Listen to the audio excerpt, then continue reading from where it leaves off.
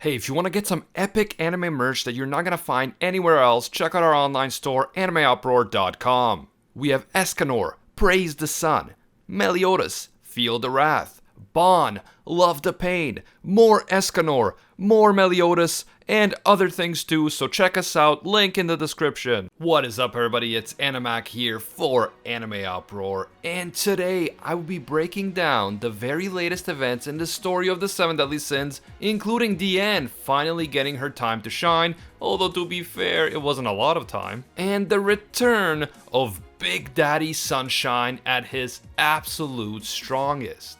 This current fight really appears to be entering its climax, and the next few chapters of the manga could be crucial, so let's dive deep into everything that's happening right now. If you enjoyed the 7 Deadly Sins content on this channel and you want to see more, please leave a like to let me know. And if you happen to be new to AnimeUproar, don't forget to subscribe and hit that notification bell. Just a heads up, this video will be dealing with the latest developments in the 7 Deadly Sins story, and that includes manga spoilers, so please proceed with caution, you have been warned. In the previous chapter, it appeared as if Diane could finally get a moment to shine after spending a relatively long time in the background. Meliodas, Bon, King, Escanor, and Merlin have all played important roles in at least some of the most recent fights. Gowther played the critical role of allowing the Sins to enter the souls of those whom the Demon King was possessing in order to try to get through to them from the inside. And even Elizabeth has directly fought against the Demon King, and she has also been healing her comrades using her goddess powers. So naturally, after the previous chapter, we were all excited to see what Diane would be able to do, especially now that the Demon King is stronger than he has ever been. Diane definitely has strengths and unique Giant Clan abilities, but I'll be the first to admit that I had no idea how Diane would be able to make a difference in this current battle. However, Nakaba Suzuki did have a good plan for Diane, and this plan came to fruition during the course of chapter 326. It has been clear to us for a while now that the Demon King has been drawing a lot of his power from the magic lake above which the battle has been taking place. The lake has been allowing the Demon King to constantly replenish his magic reserves as he has been fighting against the 7 Deadly Sins, and that has been one of the biggest reasons why Bon, Escanor, and King together seem to be incapable of causing any lasting damage to the Demon King. So, with all of this in mind, Diane uses her unique ability of manipulating the earth, the Giant Clan ability known as Creation, in order to take away the Demon King's key advantage on the battlefield. Using Creation, Diane is able to completely transform the terrain upon which the fight is taking place, and even though the Demon King completely underestimates Diane at first, with the power of her Droll's dance and the newfound confidence that she has both in herself and in her friends, Diane is able to overpower the Demon King for long enough to lift him up out of the lake. The Demon King still refuses to accept that someone like Diane, a mere giant girl, could ever defeat someone like him. But Meliodas warns his father that Diane is the type of girl that will put others ahead of herself no matter how hard the situation she is facing might be. Meliodas is essentially cautioning the Demon King not to underestimate someone like Diane. Diane proceeds to call herself the Queen of the Giants because Droll had entrusted the future of the Giants clan to her, and she is determined to make a difference in this fight because she has to help protect her dear friends, including of course King. After Bon chides him for not being more forward in this crucial moment, King exclaims to Diane that they must not waste any more time, and as soon as the Demon King is defeated, he wants the two of them to get married. Diane blushes when she hears this, but she doesn't get all gooey and it doesn't distract her. Instead, this motivates her to fight even harder, and she continues to use Creation to launch the Demon King higher and higher in the air. After he is thrown high enough, Diane quickly builds a massive platform above ground to serve as the new battlefield between the Demon King and the 7 Deadly Sins. Now that he is on the platform, the Demon King is no longer in direct contact with the lake, which means that he presumably cannot keep replenishing his magic as easily as before. All the Sins are now assembled right there on the platform, and they are facing the Demon King with confidence. They announced the launch of a new mission: defeat the Demon King.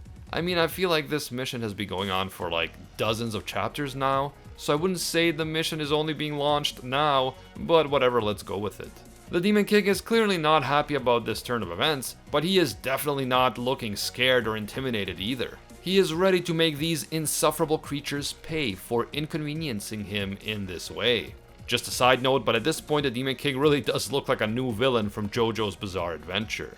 In this form, he would fit into the JoJo universe so well, he just needs to make more over-the-top flamboyant movements with his body and he'll be set. Moving on, Meliodas points out what we already know. Now that they are up here on the platform, the Demon King has been cut off from the Magic Lake, and so he can't replenish his magic any longer. All 7 Sins are ready to face off against the Demon King once and for all, and if that wasn't enough, Escanor casually says that he has to add one more piece of bad news for the Demon King that just came in.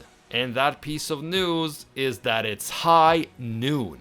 That's right, it's high noon, boys, and Big Daddy Sunshine is beginning his epic transformation into the One. And that is how the chapter ends. A lot of you guys in the comments of our 7 Deadly Sins videos have been saying over and over again that we have to see Escanor in his The One form again. Ending this fight without Escanor entering the One would have been a bit anticlimactic, no matter how great the fight turned out to be otherwise. And I completely agree with these comments. So you can bet that I was absolutely hyped to see that yes, Escanor is going to be entering the One once more, and it's happening right now. It's happening during this crucially important time in the battle against the Demon King. For the next 60 seconds, and in the wonderful world of manga, 60 seconds could still be like 10 chapters, the Sins are going to be at their absolute strongest, and if ever there was a time to strike at the most powerful incarnation of the Demon King, it is now. Not to mention that Gelda and Zeldris are still fighting to stop the Demon King from the inside, so the next few chapters could spell doom for the Demon King and all his hopes and ambitions in the mortal realm.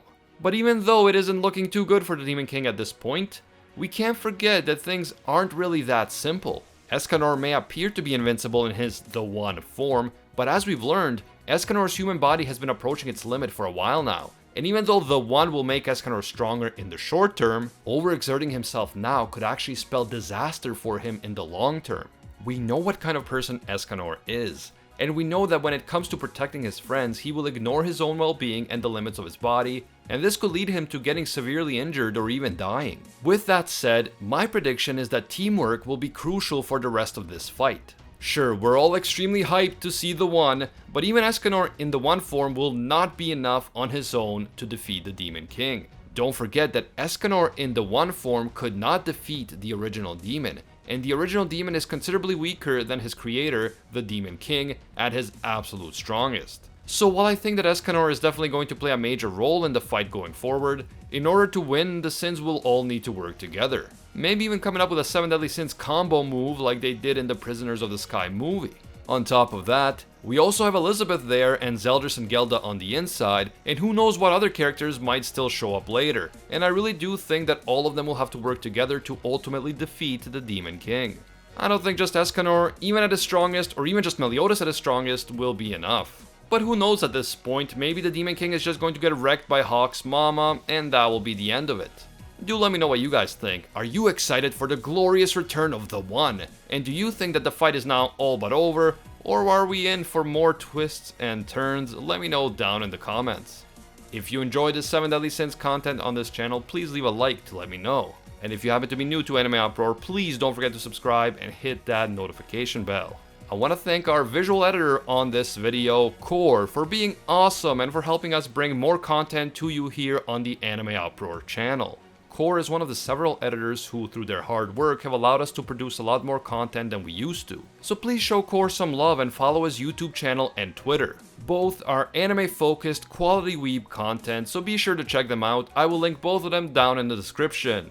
Feel free to also follow me on Twitter and Instagram at AnimeUproar for all the latest 7 Deadly Sins news and updates. I want to give a big thank you to all of our AnimeUproar patrons for supporting our work and making our videos possible. A special thank you to all of our Pro Hero tier patrons, including the one and only Gilgamesh, Nothing But a Fan, Jason Wilson, King Zeldris, and Angel Cruz.